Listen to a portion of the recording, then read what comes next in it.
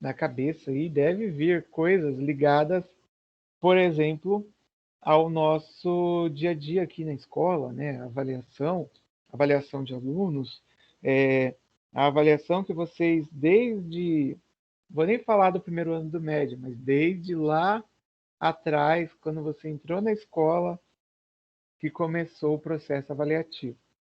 A todo momento, a professora fazia o acompanhamento, fazia a avaliação, mesmo quando você não sabia ler e escrever lá no pré, no jardim, que começava a dar os primeiros passos escolares, isso ia ocorrendo.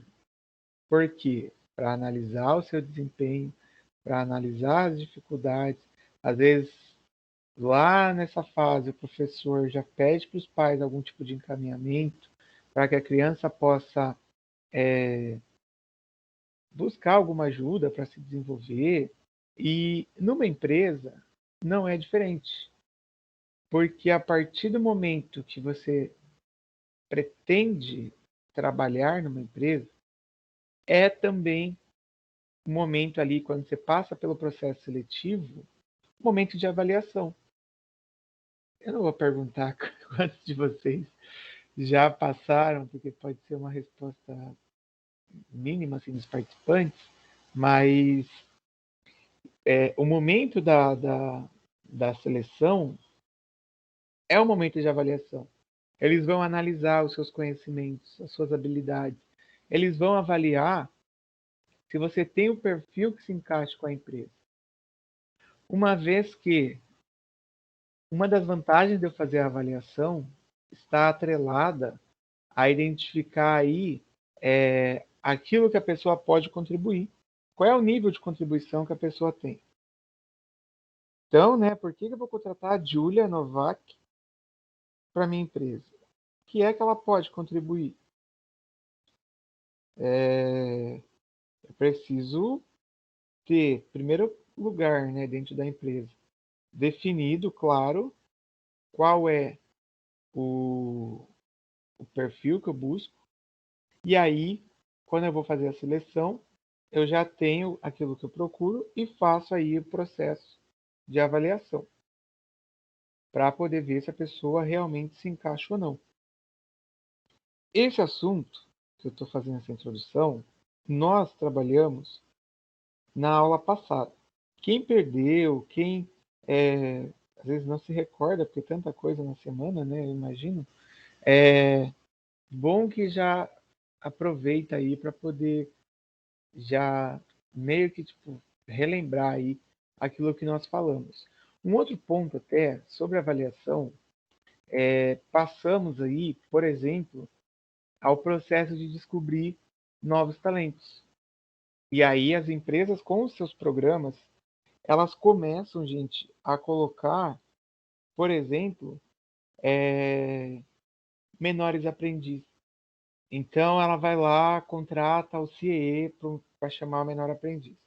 Ela vai lá e contrata o CAMP. Um exemplo, né? O CAMP pode ser também. Contrata o CAMP.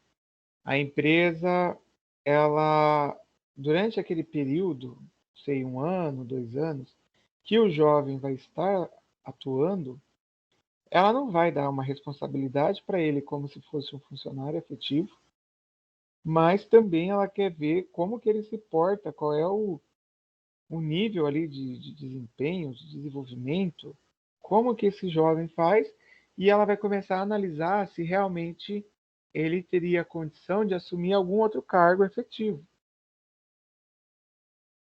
Uma vez, né, que as empresas têm a sua equipe, e aí na sua equipe eles analisam o que é que falta, o que ele poderia complementar. Por isso que nós temos as duas situações, né? Muitos jovens que são aprendizes, eles ficam efetivados e outros jovens, às vezes, acabam até sendo desligados antes da hora porque não tem um perfil. Quando eu estava, acho que foi em 2018, 2019, na coordenação, infelizmente teve lá uma situação de uma jovem que ela começou a faltar no programa de aprendiz, Aí eles iam desligar ela. Aí chamaram a família para conversar. Aí os caras já tinham 20 anos, eu acho. E aí viram que ela, às vezes ela tinha algumas questões ligadas à depressão. A mãe também tinha dificuldade em casa. E acabaram até ponderando e segurando ela até o final do contrato. Mas nem sempre isso acontece, gente. Porque às vezes a empresa ela precisa de alguém que já ajude e contribua com o resultado de forma imediata e aí acaba desligando, tá? Principalmente porque o medo até que eu ouço assim quando o pessoal pede alguém, fala, olha, tem que ser alguém responsável, porque as empresas não têm aquele quadro, né? Tipo, 50 mil colaboradores à disposição. Se faltar uma pessoa, tudo bem, a gente tem mais 49.999 aqui à nossa disposição. Não é isso, tá? Então, eu vou só trocar a tela do slide, porque no meu celular aqui não está aparecendo. Quando nós temos esse processo que a empresa chama o aprendiz e o aprendiz ele está ali na equipe, eles consideram ele uma pessoa membro aí de todo o processo. E se o aprendiz passa a deixar a empresa na mão, aí vira uma situação complicada, tá? E hoje nós falaremos aí dos métodos tradicionais de avaliação. Existem várias formas, vários métodos. E hoje a gente vai iniciar a partir desses métodos que são aí tradicionais. Tudo bem? Perguntas? Se alguém quiser fazer alguma pergunta, ia falar só um pouquinho. Pode, pode. Pode. Não, então, assim, né, a avaliação, né? Todo mundo tem medo desse nome de avaliação. Mas é o que você falou, a avaliação, se a gente for ver bem, né, a gente é avaliado o tempo todo na nossa vida, né? Até na nossa vida pessoal, dentro da nossa casa. Quando a gente vai fazer algo, até alguma tarefa dentro de casa, fazer alguma comida, né, para quem está aprendendo aí as tarefas de casa, claro que a gente não, né? Mas assim, as crianças que a gente vai ensinando, vai lavar uma louça, enfim, né? Em tudo a gente vai ser avaliado para ver se a nossa comida saiu boa, para ver se a nossa tarefa saiu boa. Na escola a gente vai ser obrigada a ser avaliada, no trabalho, às vezes até no grupo que a gente vive de amigos, às vezes a gente é avaliado por alguma atitude, alguma coisa, né? Então, se a gente for ver bem, a avaliação, ela não é para poder punir, né? Na verdade, a avaliação é algo que faz parte do nosso dia a dia, né? O tempo todo a gente vai ser avaliado na vida. Então, a gente não tem que ter medo da avaliação, né? Tem que encarar a avaliação como uma situação que vai servir para a gente melhorar em certa situação, né? Vai ser o resultado dela vai ser até um feedback para a gente poder saber o que a gente precisa melhorar, né? Aquilo que a gente precisa avançar, né? Às vezes também, na verdade, ela vai servir de algo para a gente saber que precisa avançar em certo conhecimento também, né? Porque o conhecimento, como ele é medido em graus, por exemplo, até na escola, a gente tem o ensino infantil, o ensino fundamental, o médio e o superior. Por quê? Porque ele vai seguindo escalas, né, de aprendizagem. Então, a avaliação, ela é fundamental, né? Se a gente for encarar assim, né, não precisa ter medo da avaliação. Claro que tem muitos que utilizam a avaliação como meio de punição, mas a gente sabe que isso é errado, né?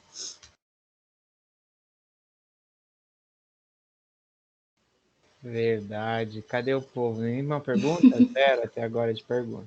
Ô, professor, mas em relação a, não como fala, a trabalho, mas no geral mesmo, vamos dar um exemplo, a prova do Enem, o senhor não acha que ela, apesar de avaliar e separar quais seriam as pessoas que poderiam usar da nota para entrar em uma faculdade ou algo do tipo, não acha que deveriam existir avaliações mais específicas? Porque acho que essa prova, ela pega muito pouco do potencial das pessoas, sabe? Porque você tem que ser bom na maioria das coisas, não em algo que você realmente é bom.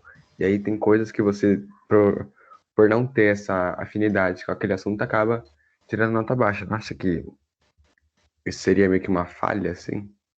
Ah, sim, isso daí é uma crítica muito dos pedagogos, né, que falam que, assim, o nosso país, ele utiliza muito essas avaliações como método de ranqueamento, né, no nosso país está entrando nessa cultura, inclusive, por quê? Porque às vezes essas avaliações externas, né, às vezes vem até aquelas avaliações internacionais para medir o índice de desenvolvimento aí das escolas, e isso às vezes é criticado, porque às vezes aquela prova que é aplicada numa certa realidade de outro país, de outra cidade, às vezes um estado para o outro já modifica a cultura, enfim, né? E a gente não pode medir o grau de conhecimento, é o que a gente vai ver agora, né, nos métodos de avaliação. Você não pode, assim, medir o grau de conhecimento da pessoa por métodos unilaterais, ou seja, o conhecimento ele deve ser amplo, né? Inclusive, essas provas que já vem pronta é muito criticada. Por quê? Porque às vezes uma prova que você aplica, por exemplo, numa realidade dos estudantes do meio rural, por exemplo, que às vezes até aqueles alunos que têm a descendência étnica indígena, ou seja, a realidade dele é diferente, o jeito dele aprender é diferente. Então, por exemplo, você aplicar uma questão, às vezes ela não vai ser muito bem compreendida porque os alunos são diferentes, todo mundo é diferente, né?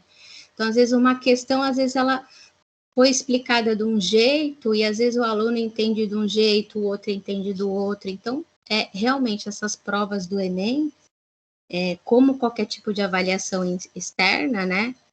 Elas são bastante criticadas mesmo pelos estudiosos aí dessa área. O professor quer falar alguma coisa?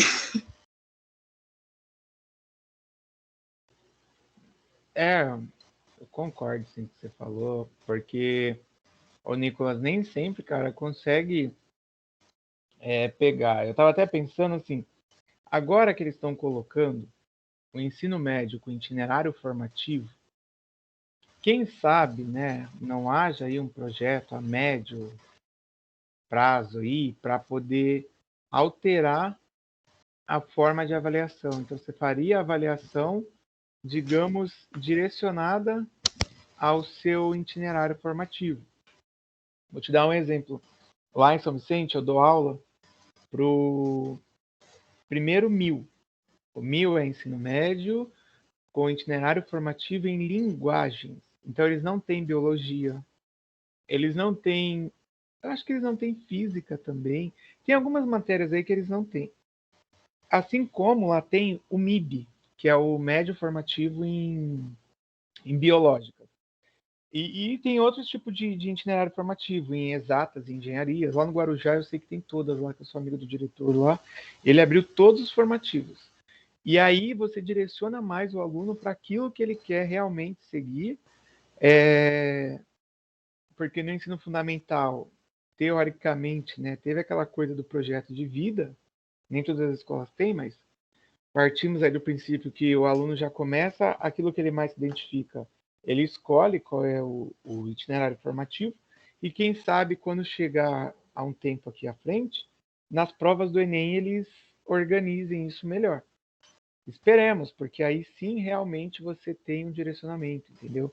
Igual nas empresas também, porque quando as empresas começam a avaliar as competências, começam a avaliar aquilo que a pessoa é boa, elas realmente vão adequar as pessoas, ou vão alocar, né, colocar as pessoas ali para que o seu potencial máximo seja explorado. Porque senão, vamos pegar aqui a Júlia, que gosta bastante aí de falar aqui na aula e tal. Vamos supor que a Júlia gosta aí de lidar com o público. Aí eu coloco a Júlia para trabalhar num lugar onde não vai ter contato nenhum com o público. Ela fica lá com um computador fazendo coisas de cálculos, planilhas e tal, e de repente ela poderia dar mais resultado atendendo o público. Quantas empresas, quando faz esse processo de acompanhamento, de análise do perfil, que já não fazem o direcionamento certo, para que você tenha o melhor potencial explorado. Assim como no caso do ensino médio, né? Porque você quer fazer uma área de humanas aí, psicologia, sei lá. Aí tem um monte de coisa de cálculo na prova lá do Enem, né? E aí não é o seu forte. Aí quando você vai ver, a sua nota, às vezes, sofre esse prejuízo, porque você teve que lidar com questões que não eram voltadas aí ao seu potencial, ou aquelas competências máximas assim que você teria. Vamos ver, né, se em breve, nos futuros momentos aí que eles organizarem isso, que eles fazem, porque é difícil. Quando eles colocam essas políticas públicas através dessas provas, a forma de se pensar como que vai ficar o processo de avaliação. Mas aguardemos, né, porque em outros lugares do mundo eles fazem também de forma diferente. É verdade. Agora com o novo ensino médio, né? Vamos ver o que vai acontecer aí. Sim, deixa eu ver, que a Gira falou o quê?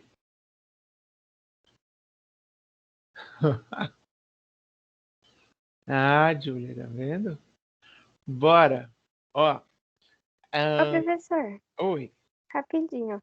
O senhor não acha que, tipo, a transição do ensino fundamental para o ensino médio é muito cedo para o adolescente decidir o que ele quer seguir?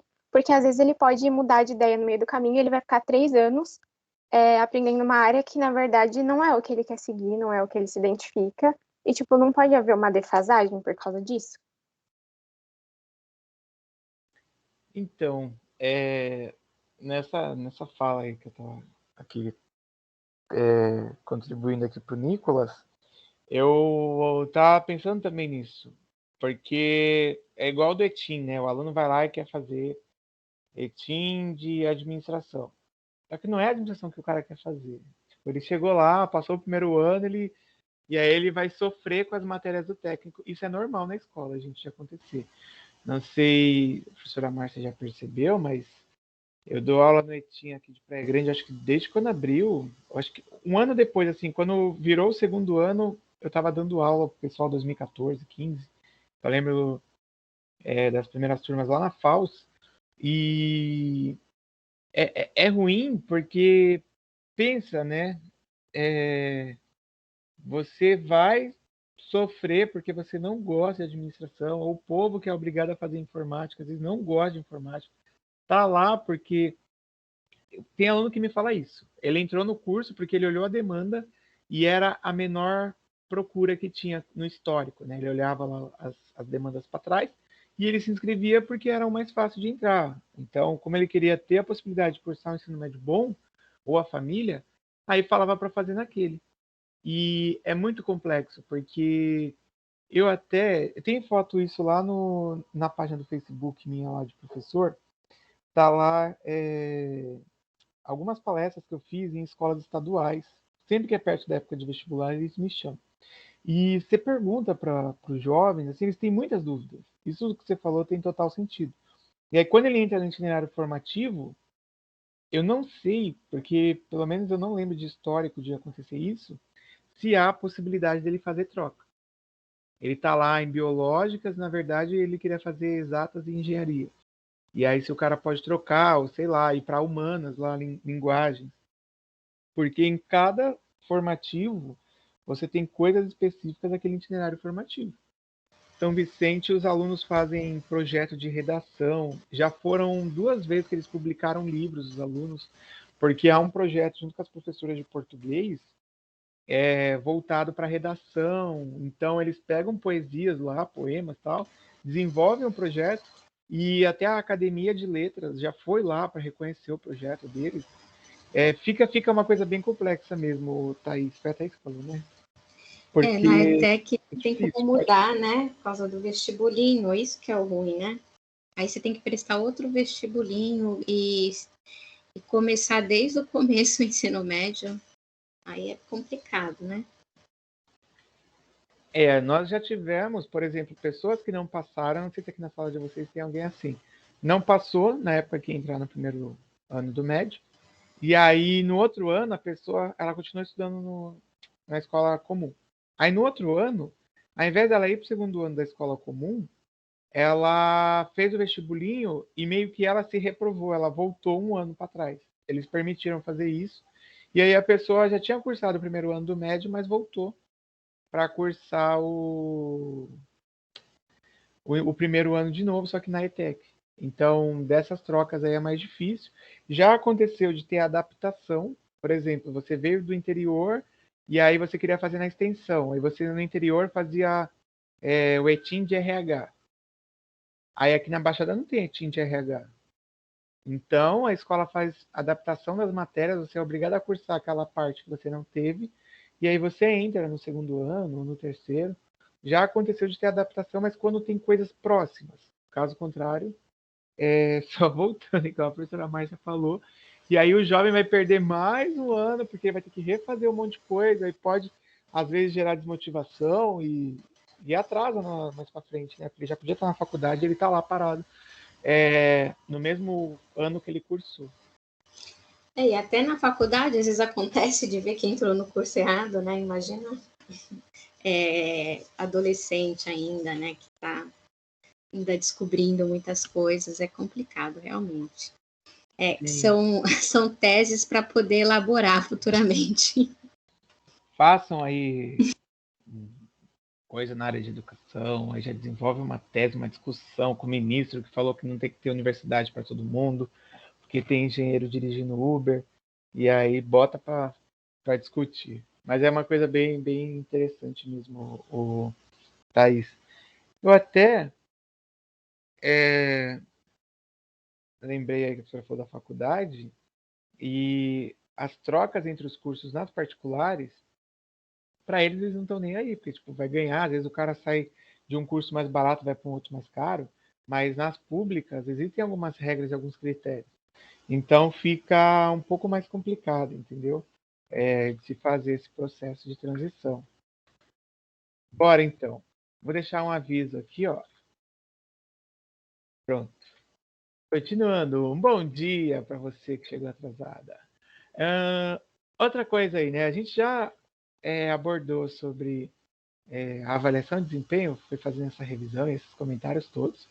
E também nós tínhamos comentado já sobre o chá. Eu acho que em outras aulas vocês já viram sobre o chá, que são aí as competências, habilidades e atitudes, que no processo de avaliação eu começo a analisar aquilo que a pessoa ela sabe fazer, aquilo que ela sabe realmente ali, o conhecimento que ela tem, e a atitude que é colocar em prática.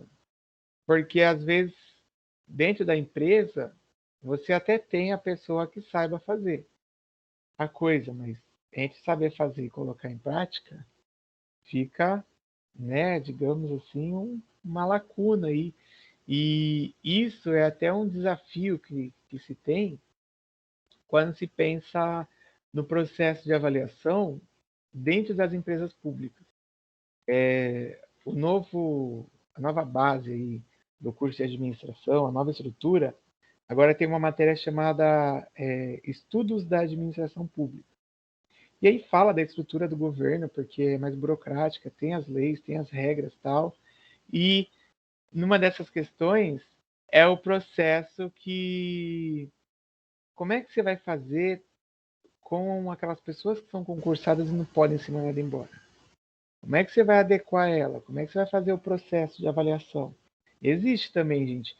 Estão até querendo mudar um sistema que é chamado de... seria como se fosse uma bonificação lá que tem de desempenho. Porque do jeito que é feito, eles consideram que não está trazendo resultado. Então, não é porque a pessoa foi avaliada bem que quer dizer que a pessoa ela realmente tenha um resultado aí positivo. Então, uma coisa é o que está no papel, dentro da parte pública, uma coisa é na prática. Nas empresas privadas, né, as empresas que a gente tem aí no Brasil, quanto maior a estrutura, mais complexo fica, porque você tem a participação de psicólogos, você tem a participação de analistas, aí já começa, digamos assim, a ficar algo mais aprofundado, visando aí realmente fazer a análise, até para poder da melhor forma você dar o feedback para o colaborador. Que aí a ideia é essa também, né, de se fazer o processo de avaliação. E aí nós temos as pessoas aí que realizam a avaliação de desempenho dentro da empresa. Tudo bem? Para quem quiser perguntar, vai perguntando. Cauane, tudo bem? Eu fiz aí, praticamente a gente foi falando aqui da avaliação de desempenho e hoje na aula nós estaremos trabalhando sobre os métodos, tá? Então, quem pode avaliar?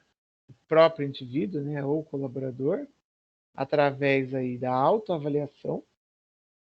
E essa autoavaliação, ela passa, gente, pela pessoa colocando ali se realmente ela está cumprindo aquilo que é colocado, se ela consegue atender ou não aos itens que são solicitados aí, e ela conta com a ajuda do supervisor.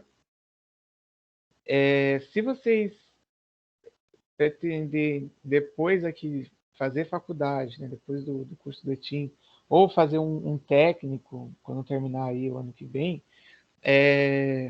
quando você faz estágio, o estagiário ele passa por esse processo. E aí tem lá, você tem que preencher o relatório, fazendo a autoavaliação, fazendo a avaliação do local onde você está trabalhando, que seria aquele terceiro tópico ali, o indivíduo e o gerente, e você também tem que fazer aí, tem que passar, né, para o seu supervisor, para o seu gerente, para que ele faça a avaliação. Então, avaliar, a ideia é que você consiga dar base, o parâmetro, no caso do estagiário, para ver se realmente ele foi adquirindo aqueles conhecimentos para aquela área que ele estava cursando. Muitos alunos até trocam bastante de estágio assim, na faculdade, porque às vezes ele entra lá, aí fala que é para a área de administração. Aí quando vai ver, ele está fazendo uma coisa que não tem nada a ver com a administração. Aí ele sai, aí ele arruma outro estágio, às vezes se enquadra lá mais, às vezes ele troca de novo. Já teve, são 4 anos, né? Então já teve aluno que já trocou aí, acho que a cada 6 meses ele trocava de estágio, para poder até conhecer várias áreas, mas para se enquadrar aí numa área aí com realmente voltada àquilo que ele queria fazer, tá? Então a autoavaliação é o próprio indivíduo, o gerente, e aí ele é o responsável por fazer a avaliação, por analisar o desempenho, se realmente a pessoa entrega aquilo que era esperado ou não. Uma coisa que é bem complicado às vezes, que se você já teve algum atrito assim com o supervisor e tal, no processo de avaliação, ele não deve observar na questão pessoal. Tem que ser uma questão impessoal, até porque, dependendo da forma que é colocado, tem fatores do grupo, né? Tipo, relacionamento com o grupo, tem fatores em cima daquilo que você é pago para fazer na empresa, então precisa se analisar. Porque às vezes tem empresa que tem uma pessoa ou outra com convívio mais difícil, mas não manda embora porque a pessoa ali ela detém um conhecimento muito grande. E aí, aquele capital humano, né, ou aquelas competências que ele tem, nenhuma outra pessoa tem. Então, digamos que precisa manter aquela pessoa, mesmo tendo aí uma relação mais dificultosa interpessoal, né, com as outras pessoas, que também isso se trabalha, tá? Porque depende muito de onde a pessoa vem. Eu mesmo já tive numa empresa lá, uma coordenadora, trabalhava junto, eu trabalhava à noite na ITEC e durante o dia eu trabalhava com eles lá. E ela era do Exército, ela foi sargenta do Exército. E ela era a coordenadora lá das operações que a gente tinha, mas não era nada do Exército. E, gente, ela era muito diferente de tudo que eu já tinha trabalhado.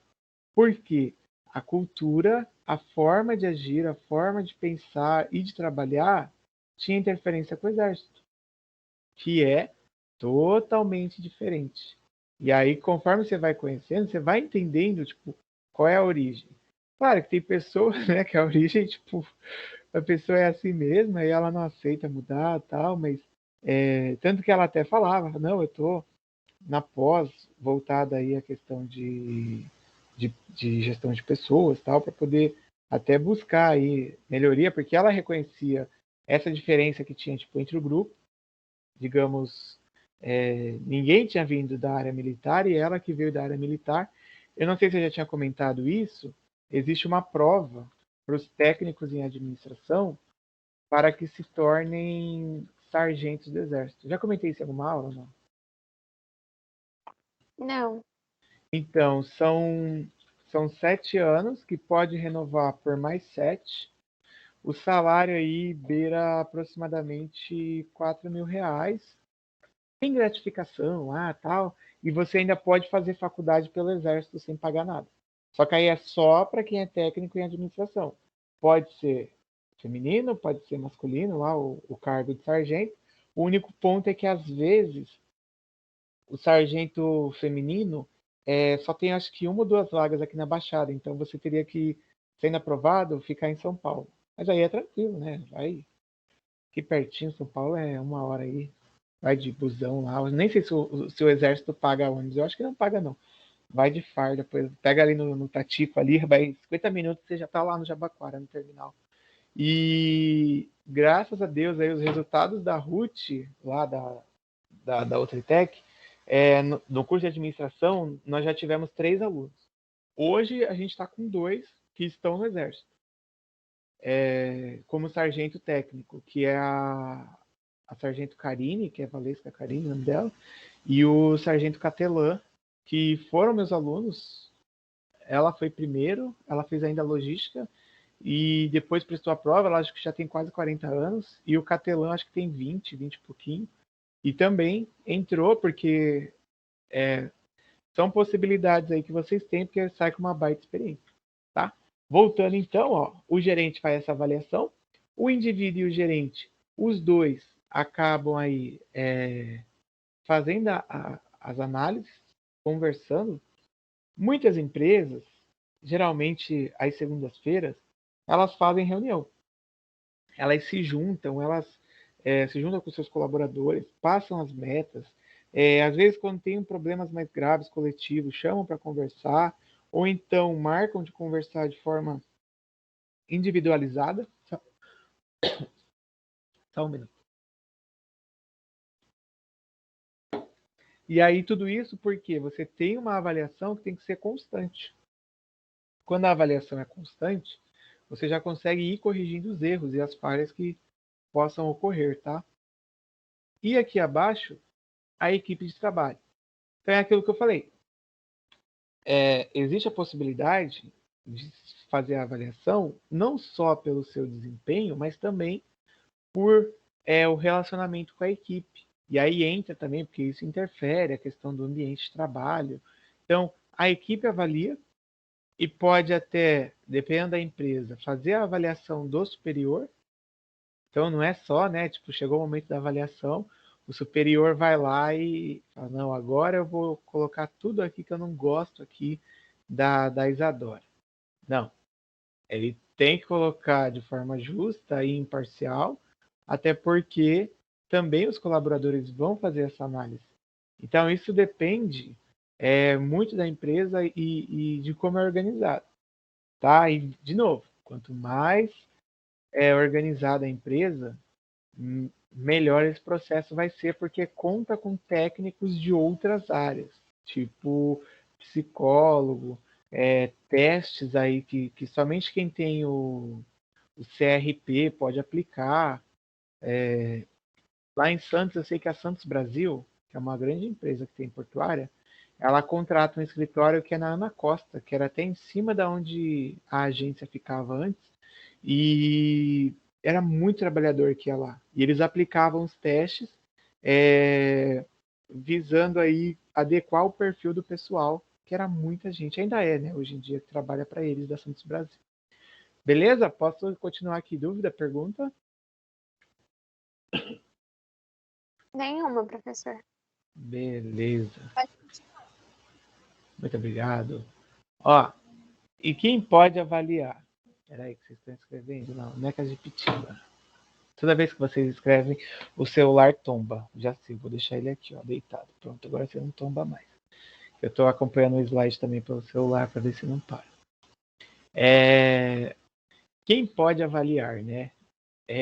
A avaliação, ela pode ocorrer de forma 360 graus também, tá? Onde todas as pessoas que estão envolvidas aí no processo, ao redor do funcionário, eles são participantes. Por que que isso é bom? Porque a operação da empresa ou o funcionamento, ele passa por um todo. Então tem o supervisor, tem o funcionário próprio aí, né?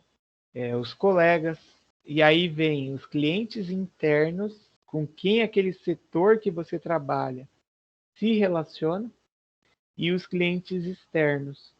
Imagina que você trabalha no financeiro e muitas vezes você precisa acionar lá o setor comercial, de vendas e tal, para ver aí questão de informações de pedidos, como é que foi acordado e tal.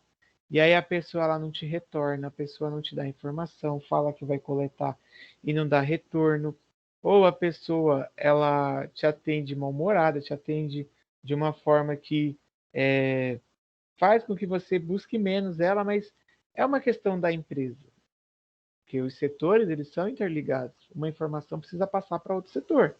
Então há também essa análise, tá? Imagina, eu tenho lá o setor de estoque, aí ele se relaciona com o setor de transporte. Aí o motorista não fala com o pessoal do setor de estoque. Aí, às vezes, por falta de comunicação, vai uma mercadoria que está errada lá para entregar. Imagina o custo que isso representa para uma empresa. Veio lá, vamos supor, do interior para chegar aqui no porto. Aí chegou, viu que estava errado. O navio parado esperando. Olha que rolo que isso aí não dá. E também os clientes externos, tá? Tem empresa que faz isso constantemente. Ela coloca lá perguntando, pergunta do atendente, ela te coloca para que você, como consumidor, passe a sua experiência. Tanto que na quarta-feira eu fui jantar com a minha filha à noite. Ai, não tá aqui. O rapaz me deu um papelzinho que é para entrar no site e avaliar. E aí, lá no site, além de perguntar sobre se tinha gostado do jantar, se estava a limpeza, a organização tal do lugar, também havia sobre o atendimento. Porque eles trabalham com um sistema de host, que o host, você chega no restaurante, tem uma pessoa que fica te recepcionando. Aí ela te direciona para a mesa.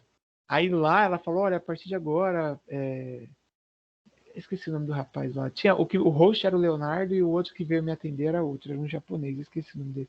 Aí ele falou, ele vai te atender e tal, você qualquer coisa que precisar pode chamar.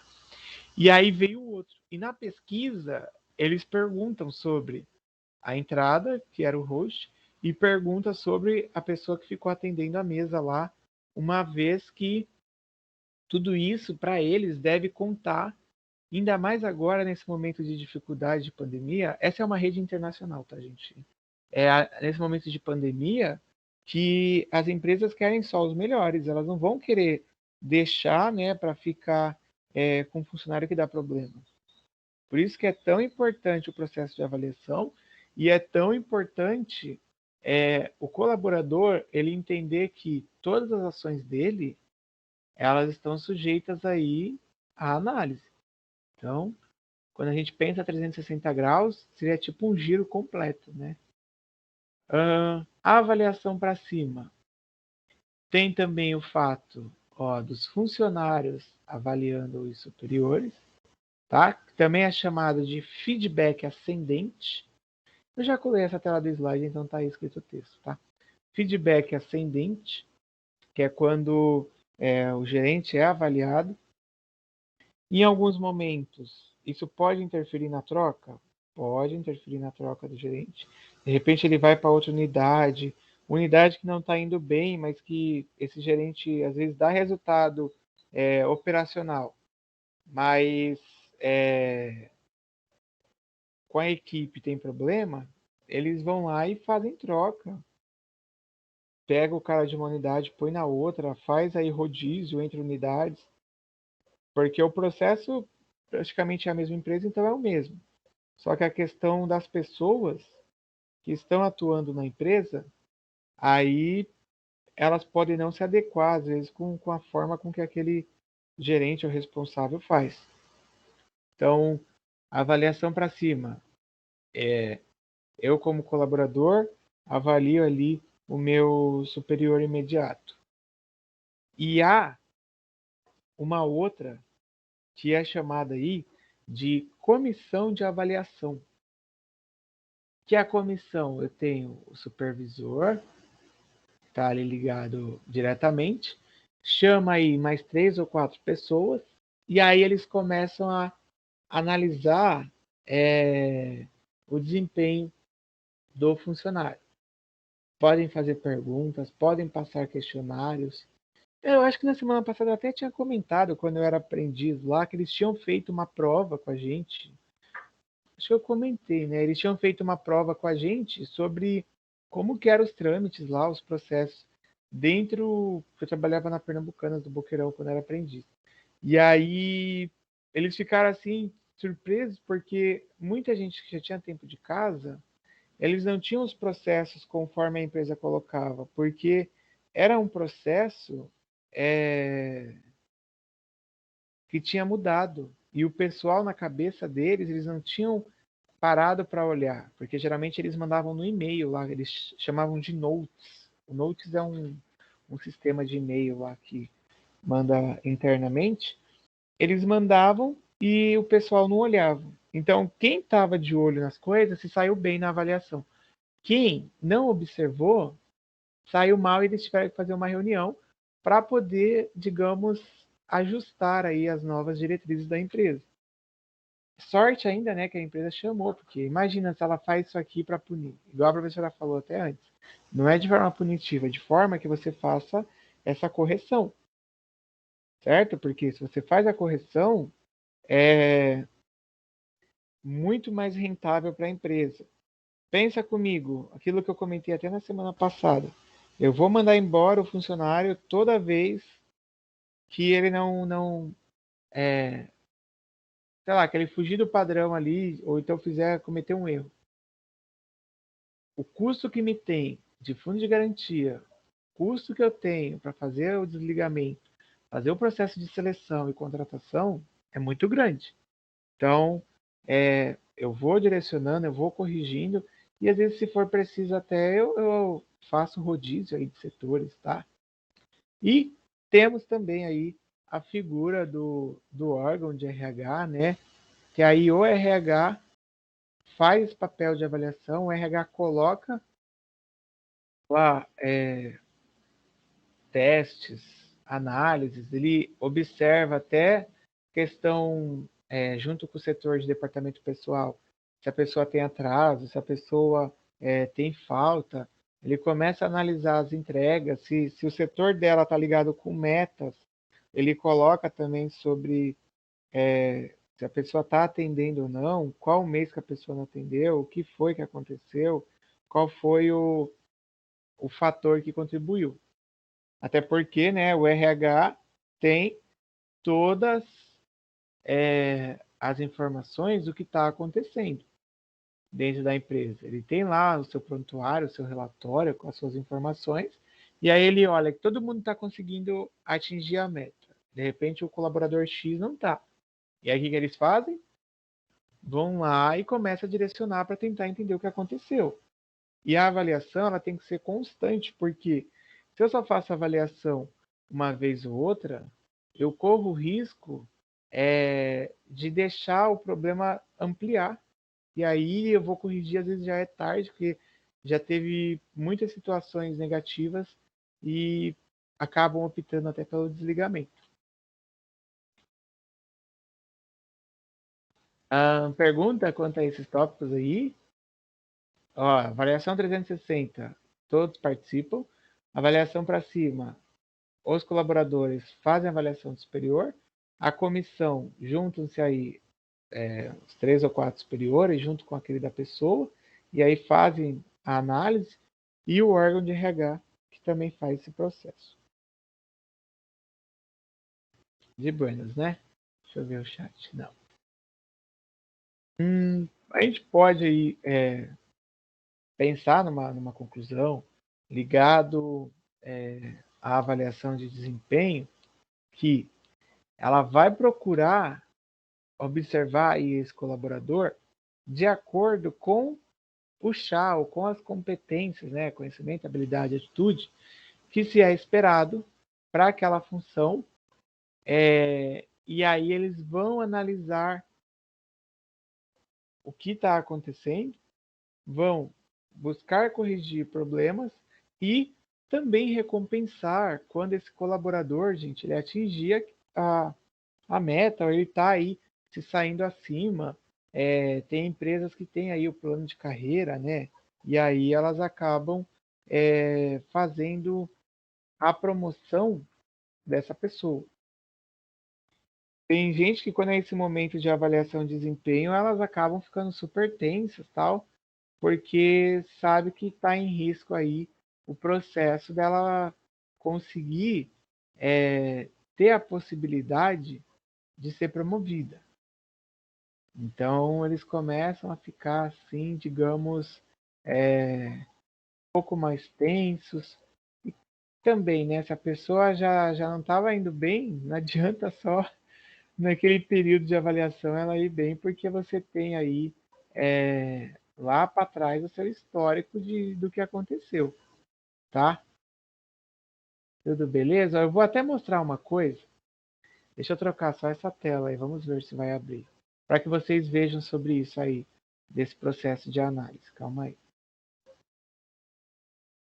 Ó, pronto. A tela vai carregar, pelo menos no celular está carregando, carregou. Eu vou dar um zoom aqui para ficar melhor para quem estiver vendo pelo celular. Espero que ele abra, acho que ele abriu o zoom. Isso aqui é o site do Senac, tá? Acabei de sair de onde estava, pronto, é aqui. Esse aqui é o site do Senac. Eu vou colocar aí para vocês o link. Quem depois quiser se cadastrar lá, dá para cadastrar o currículo, tá? Tem Santos. Eu lembrei dele aí porque eu sei que aqui eles sempre colocam a descrição dos cargos e as informações, competências. Então, ó, é uma vaga de emprego para a função de auxiliar administrativo, tá? E aí eles colocam aqui, ó, os candidatos poderão ser aproveitados para vagas futuras, tal. Eles deixam toda a descrição da vaga e aí a gente entra aqui no que a gente está falando sobre essa análise, ó. Principais atividades do cargo. Então, quando eu começo a montar o processo de avaliação, eu observo se a pessoa está atendendo tudo o que foi proposto que ela tinha que fazer. Vou falar aqui só alguns, tá? Ó. Parte de compras, parte de contato com o fornecedor, atendimento a cliente, rotina diária aí, ó, de apoio dos materiais que precisam. Aí tá aqui o que é que você vai fazer. Porque isso vai contar se você está atendendo ou não, conforme a empresa espera. Descendo aqui, para esse cargo, eles colocam a escolaridade, né, ensino médio completo. Aí tem aqui experiência na área de compras e tal. E olha as competências que são solicitadas para essa função. Autoliderança. Muitas vezes a pessoa vai trabalhar sozinha, então ela tem aí que tocar o barco para frente, digamos. Comunicação, até porque vai trabalhar com cliente interno e externo. Foco em resultado, inovação, prestação de serviço em educação, sustentabilidade, trabalho colaborativo. Então, além de eu observar as atividades que são pertinentes ao cargo, essa pessoa ela tem aí que atender ou que demonstrar essas competências. Tem empresa que elas colocam, se a pessoa não consegue atingir as avaliações constantes, um bom rendimento, eles acabam optando por desligar, até por risco aí, né, de dar problema futuro na empresa, tá? Aí eles colocam a observação de flexibilidade do horário e tal, e o salário, ó, R$ 3.000 para a pessoa exercer essa função aí de auxiliar, 40 horas semanais, tal, tem aqui a informação. Bem atrativo o salário, né? O Senac... Para quem está começando agora. Gente, o Senac sempre tem salário atrativo. Se inscrevam e no de Santos tem. Eu só não sei se tem vaga aqui para Santos, deixa eu ver. Eu conheço o pessoal de Santos, que eu trabalhei com eles lá. Deixa eu ver, Taboão, Sorocaba, Salto, Marília. Não, aqui não tá Santos, mas deixa o currículo, porque quando aparece para Santos, até São Paulo, gente, Bertioga tem, mas Bertioga é na área de limpeza. Tem porque tem no Jabaquara, se você pegar o ônibus, você já desce ali no Jabaquara, é facinho. Eu coloquei o link aí para vocês. E uma empresa, quando faz... Eu abri ontem, achei que era para aqui para Baixada, mas aí eu vi que não. Mas mesmo assim, é o que você falou, né? São Paulo, hoje em dia, às vezes é melhor do que ir para Santos, às vezes, com o trânsito, né? Sim. Então, no processo de avaliação, ali o Senac, eles fazem avaliação lá constante. Como eu já trabalhei, eu sei. E eles colocam isso daí, do que está colocado na descrição do seu cargo. E aí você pensa, né, naquelas aulas nossas lá de trás, que a gente falou sobre analisar o cargo, descrição de cargo, a questão de competência, tudo isso porque reflete numa política de gestão de pessoas. Tá? E aí a empresa ela vai observar o desempenho, vai tentar corrigir se for necessário, ou às vezes recompensar. Tranquilo? A professora Márcia quer falar? Não, tranquilo, isso mesmo. No ar, beleza, bora.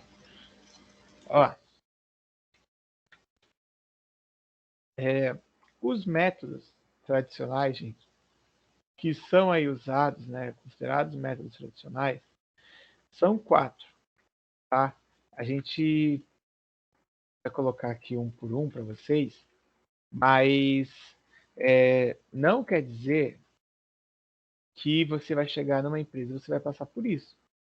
Pode até, depois vocês se lembrarem, né, pergunta aí para quem mora com você, o responsável, pai, mãe, sei lá, pro irmão mais velho, se ele já passou por processo de avaliação onde ele trabalha, ou trabalhou, né? Porque às vezes a pessoa nunca passou assim por uma avaliação, digamos, formal. Às vezes o máximo que tem é uma avaliação informal. Vamos supor, a Bruna faltou aí 3 dias. Aí, de repente, deu um problema lá, pronto, já é o motivo para mandar embora. Mas tirando as 3 faltas que ela teve e um dia específico que teve problema, o desempenho dela estava indo muito bem. Então, esse processo de pensar de avaliação, ele tem que trazer o resultado. Porque eu vi sua foto aqui, Bruna. Aparece aqui as bolinhas, aí apareceu, eu lembrei do seu nome aqui na foto. Tudo bem, vai ser então o João. Pronto, João, vai ser você. Como tem 2, eles não vão saber qual dos 2 que eu tô falando. Prosseguindo. Então a gente vai falar, escalas gráficas, método de escolha forçada, pesquisa de campo e incidentes críticos. Eu já coloquei no chat, eu acho, deixa eu ver, já. Mas aí eu vou colando um por um, e esses slides estão disponíveis desde a outra semana, tá bom? Então fica tranquilo e tranquilo. Escalas gráficas é um método aí que a gente tem uma tabela, tá? Essa tabela aqui. E aí, na tabela da escala gráfica, espera só um pouco, nós temos os fatores de avaliação em cada linha aí, e nas colunas nós temos o grau que é considerado. Vou deixar aí, se alguém, não sei se tem algum que gosta de copiar ou não, mas eu já deixei no chat. E nas colunas nós temos aí os graus. Então o superior ele vai observando cada funcionário, ele vai analisando aí os comportamentos, as atitudes, aquilo que a empresa valoriza, e ele vai ticando.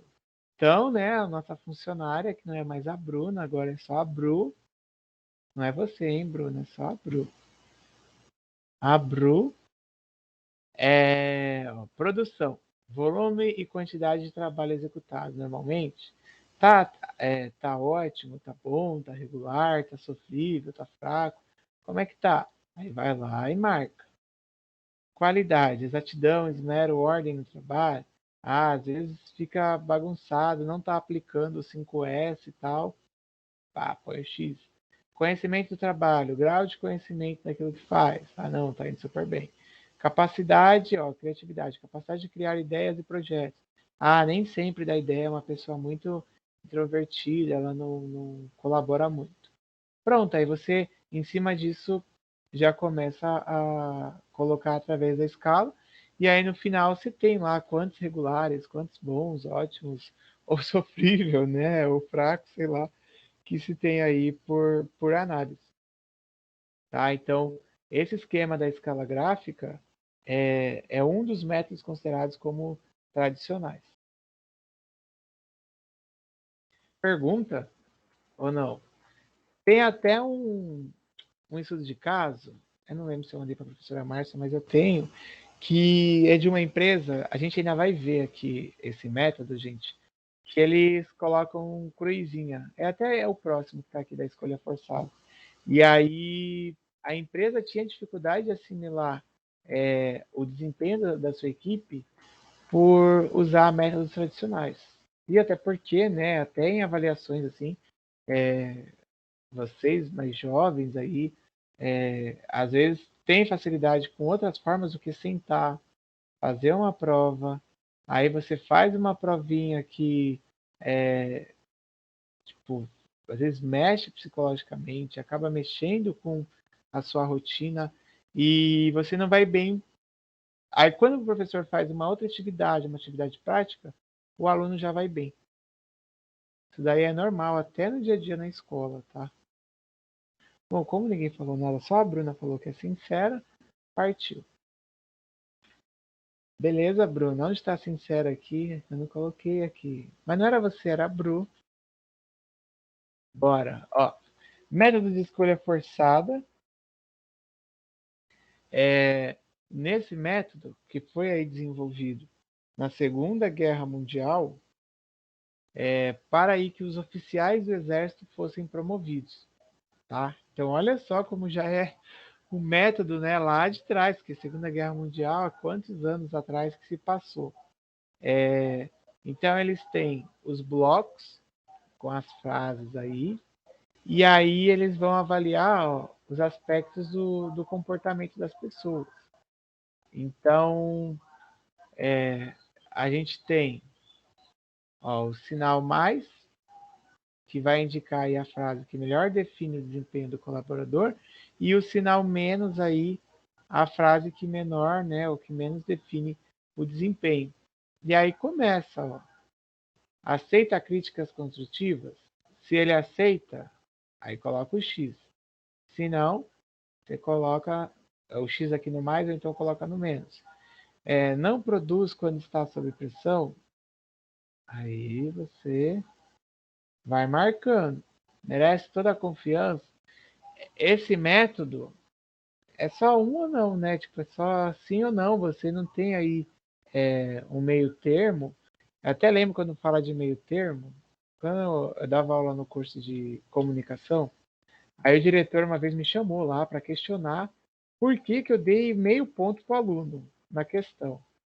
Eu falei, porque ele, apesar de eu ter perguntado aí em cima de um contexto, ele não conseguiu atingir tudo, atender tudo, mas ele conseguiu responder aí parcialmente.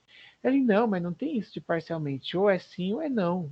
Eu fiquei pensando, falei, gente, eu não vou nem questionar um senhor aí de quase 70 anos, mas tem muito disso, tipo, ou você entende que sim, ou você entende que não. Isso era um método que vem lá do militarismo da Segunda Guerra Mundial. Que às vezes está lá a informação, a pessoa às vezes não consegue assimilar a pergunta como um todo, né? Então, e isso na empresa também, porque por exemplo, apresentou queda na produção. Vamos supor, a pessoa teve Covid, ou teve alguém na família que teve caso de Covid. Naquele período, a pessoa teve queda. Só que ela sempre foi muito bem. Aí eu vou lá e coloco aqui que sim, a pessoa apresentou crédito na produção. E de repente isso pode comprometer na avaliação, mas espera aí, foi só um período por conta de um ocorrido. Entende? Então, esse modelo tem aí também, né, se pensar fatores críticos. Analisa a situação pontual, né? E não o contexto como um todo. Sim, verdade. Até vocês, É alunos... o tudo ou nada. É bem isso mesmo. Falar, até vocês, alunos, às vezes passam por alguma coisa, algum problema e fala que, tipo, naquela semana não estava bem, não ia acessar, teve problema em casa, problema de saúde. Eu não lembro qual era a sala, mas tinha aluno que estava fazendo acompanhamento das aulas junto com um familiar que estava com problema de saúde e acaba impactando e afetando. Imagina na empresa, né? Também acaba impactando, porque hoje vocês, bom, pelo menos a maioria, né? Tem como profissão estudante, mas e aí os fatores acabam atrapalhando. Agora, daqui a uns anos, terão como função aí atuar em diversas empresas, tanto aqui na região ou fora. Às vezes o aluno vai para a faculdade, aí arruma um estágio para poder se manter, e aí já começa a entrar neste mundo todo aí que a gente está falando. Que no ETIM, até eu já ouvi assim, muita gente falar, nossa, mas é difícil eu falar para um jovem de 15, de 16 sobre o mercado, sobre avaliação de desempenho, sobre o processo de gestão de uma empresa, porque ele nunca teve contato. Mas é você mostrando os caminhos, né? Até falar, gente, tem que diversificar as formas de trabalhar, porque você mostrando outros caminhos, você consegue fazer com que a pessoa assimile, e o dia que ela chegar na empresa, e aí mandar ela fazer tal coisa, ela vê os processos que acontecem, ela vai assimilar, ela vai falar, nossa, isso aqui eu lembro lá no curso, porque teve tal coisa, tal atividade, tal aula que abordava. Isso acaba também contribuindo depois para vocês, né? Bem, prosseguindo. Peraí, eu estou tentando... eu tô tentando colar um negócio, mas na verdade não. Deu erro aqui no negócio do Teams. Ó, próximo, que é a pesquisa de campo, que já está aí na tela. Ela baseia aí no princípio da responsabilidade de linha e da função de staff. Que é a função de staff? Nós temos um especialista, que é o staff, e aí os gerentes, que seriam aí aqueles que estão mais próximos das pessoas que estão atuando. E aí eles vão se juntar para poder avaliar os colaboradores, os funcionários, tá?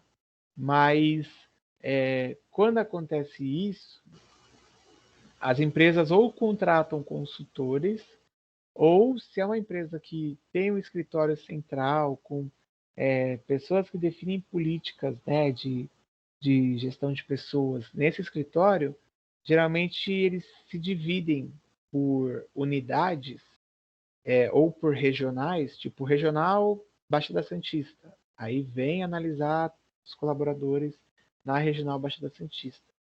Só que aí essa pessoa que só chega naquele período, ela vai depender muito das informações que o gerente vai passar, tá? Porque ele não fica tipo um ano, meses, ele fica pouco tempo, ele só chega naquele período de avaliação e pronto. Ele não faz aí uma análise tão grande, ok? Então nós temos esse processo de pesquisa em campo com essa participação de uma pessoa que vem especialista, às vezes até contrata, igual eu falei lá da Santos Brasil, que contrata aí o pessoal que o escritório de psicologia lá que tem para poder fazer as análises, tá? Na verdade, lá nem é um escritório de psicologia, é um coisa de RH, que aí tem a equipe de psicologia, porque você é obrigado a ter a equipe de psicologia para assinar determinados testes. Senão, não se pode fazer. E, por fim, temos aí os incidentes críticos. Nesse caso, eles vão olhar as características extremas, tá? Que seriam aí os pontos positivos ou os pontos negativos, né? Os sucessos alcançados, os problemas ocorridos. E eles vão observar se aquele desempenho que foi excepcional aí, tanto positivo quanto negativo, o que é que traz para a empresa. Eles não vão se preocupar em analisar que durante todo o ano, vamos supor que a Gabi manteve aí uma constância no trabalho. O que eles vão avaliar seriam os pontos extremos de comportamento. Ou seja, eles vão buscar as exceções que ocorrem na equipe. Então, teve um desempenho muito bom, vai analisar o que foi que levou. Muito ruim, vai analisar. Pode falar, prof. Quem é muito bom, quem é muito ruim, né? Quem está na média não é avaliado. Sim, e aí você tem a observação de fatores extremos. E aí a gente tem também, né, mais uma questão.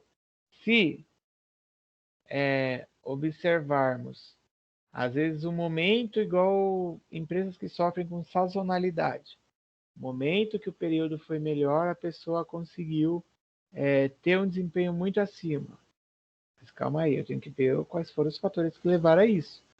Porque tem empresa, e aí o colaborador ele até se sente com medo, porque ele consegue um desempenho muito bom, aí no outro período, que vai definir as metas, ela quer se basear nesse período muito bom e meio que exigir que ele alcance a meta igual ou maior do que do último período. O colaborador fica com medo, porque ele sabe que ao não atingir a meta, o emprego dele fica em risco. Olha que situação. Aí, dependendo da forma que a empresa faz a avaliação, ele não vai se dedicar ao todo que ele poderia, ou ele vai aí, mas já sabendo que há o risco da empresa exigir mais e ele não conseguir atender. Tá bem? Vocês não falam nada. Acaba sendo um trabalho, acho que um pouco sob pressão também, né? Dependendo do cargo, né? Porque você atingiu a meta e a sua equipe lá corre o risco de aumentar aquilo que você tem que atingir e aí fica todo mundo tenso. Porque como é que vai ser se eu não conseguir? O que vai acontecer? Aí você pode até mexer com o clima organizacional. Aí a gente já vê que, por conta disso, outros fatores são acionados. Aí são os outros gatilhos. Tranquilo, né? O povo daqui, eu acho que eles estão, por causa da chuva que veio hoje, depois do calor de ontem, estão meio silenciosos. Só espero que eles não estejam sonolentos no barulho da chuva aí. Ah, meu Deus, viu? Acorda um pouco. Não tá nem chovendo forte, tá chovendo de leve. Eu tô acordada. Tá, eu tô até aqui, abri a sacada aqui pra ver, ó, tá chovendo de levinho, tá bem garoto. Bom, prosseguindo. Mas tá dando sono não, tá dando sono não. Tá, esse é o último. Professor, eu vou ter que sair rapidinho pra levar um negócio pra minha mãe no carro e eu já volto. Ah, tudo bem, espero que você volte. E aí, por fim, galera, nós chegamos a alguns pontos que a gente até já foi falando nessa sequência, mas o método tradicional ele é burocrático, tá? Burocratizado porque você coloca tanto papel, tanta coisa, que às vezes impede você analisar ou refletir a realidade que é o desempenho, a rotina ali da equipe. Ele é considerado rotineiro. Muitas vezes, até o rotineiro repetitivo, a gente pode considerar que ele é feito mais por praxe, tipo, eu vou fazer, tá aqui, pronto, mas não reflete 100%, sabe? É feito, mas às vezes aquele resultado nem é usado para fazer uma correção, para fazer algum tipo de ação, faz por fazer, porque é colocada aí para fazer, mas ninguém pensa, tipo, e o depois? E o que a gente faz? Como é que fica? Ninguém pensa nisso. Então, há também essa crítica. E assim, se a gente for ver bem, né, é uma coisa assim, você analisa situações. E nessa variação, você não vai conseguir prever todas as situações possíveis num único papel, né, numa única avaliação. Então, por isso que ele burocratizar, é um método burocrático e um método assim que você não amplia, né, a análise de competências. Então, assim, é um método muito fechado. E acaba sendo meio que errado, né? Porque você padroniza situações e a gente sabe que às vezes vai ter situações que vai acontecer que foge do padrão. Você precisa aprender a lidar com situações que fogem do padrão. Então, por isso que, assim, eles são muito tradicionais e ultrapassados, esses métodos, né? E agora o mais moderninho é aquele que a gente viu lá no começo, né? Que é os métodos mais modernos que são mais utilizados, que é a avaliação 360 graus, né? Que você analisa como um todo na escala ascendente e descendente, dá oportunidade da avaliação externa dos próprios clientes avaliarem também. Então você avalia como um todo. Então por isso que é o método assim que hoje em dia fala que é o mais moderno, né? Porém, às vezes ele acaba se tornando um método de avaliação mais cara, também mais demorada, né? Então, por isso que, assim, tem alguns estudiosos que falam que o correto não existe um método adequado. O certo é você aplicar o método correto em cada situação, porque cada situação vai te exigir um tipo de método de avaliação a ser aplicado, né? Então, aí, depois acho que a gente pode também estar colocando, né, os métodos, a gente pode, nas próximas aulas, estar vendo um pouco sobre esses métodos mais modernos, que são mais utilizados. O que você acha? Sim, até para que o pessoal tenha essa visão. E nem esqueça de perguntar, gente, que eu tinha comentado quase agora.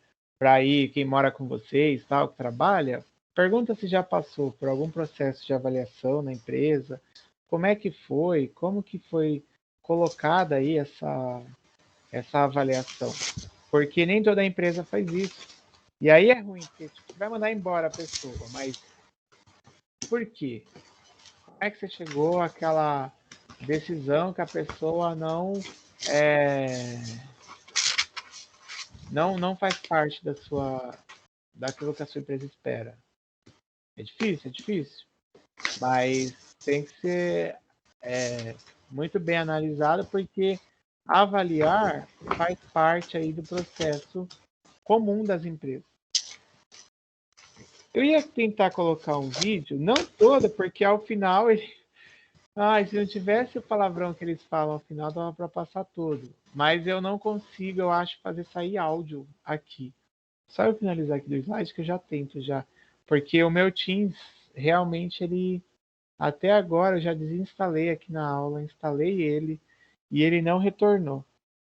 E espero que ele volte em breve, porque eu já não vou mais conseguir passar nenhum vídeo, nenhuma aula que eu tiver aqui. Se bem que quarta-feira eu tô dando aula para vocês lá da Ruth, mas quarta-feira que vem vai ser a última, graças a Deus que arrumaram um professor lá para ficar nas aulas de geografia, que já não me sobrecarrega tanto, igual eu tava ficando. Ó, então, um outro ponto para a gente finalizar é que esses métodos, eles tratam as pessoas de forma homogêneas. Sabe o que significa essa palavra, Matheus? Sim. É o que? Fala você. Homogêneo? Aham. Basicamente uma coisa igual. Isso. Ele trata as pessoas de forma igual.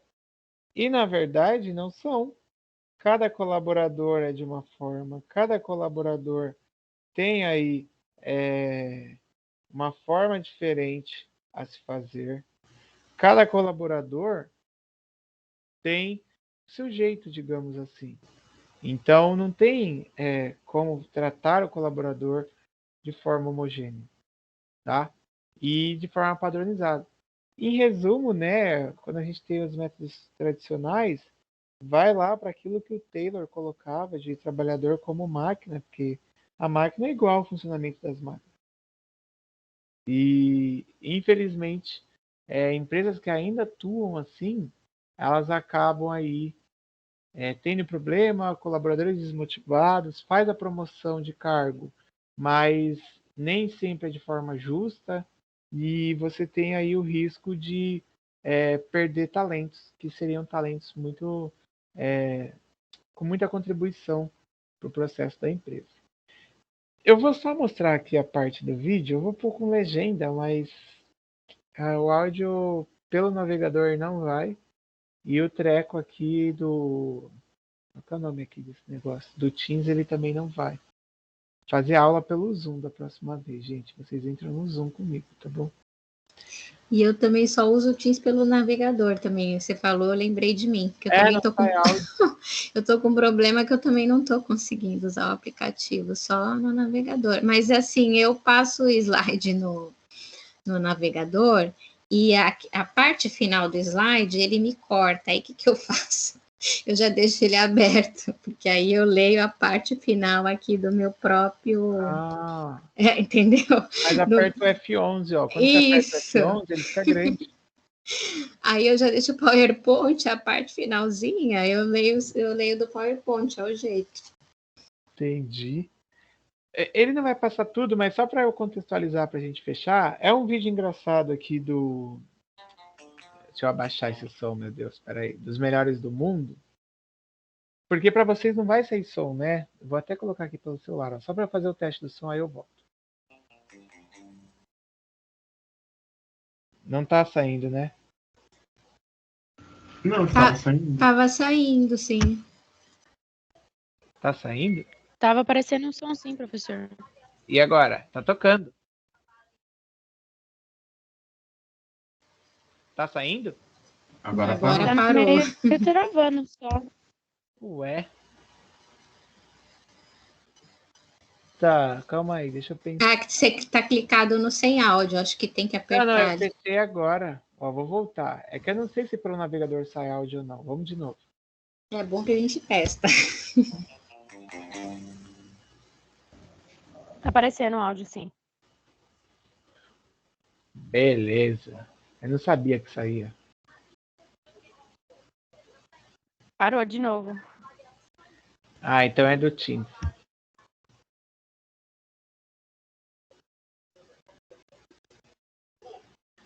Ela leva a avaliação do funcionário e aí ele questiona, né, de novo lá o resultado ruim. As pessoas aí, ó lá, chega atrasado, fala pelo menos, acho que é 2 vezes na semana, deixa eu colocar o áudio de volta. Não bateu as metas também. Aí coloca a questão com os outros colaboradores, péssimo relacionamento.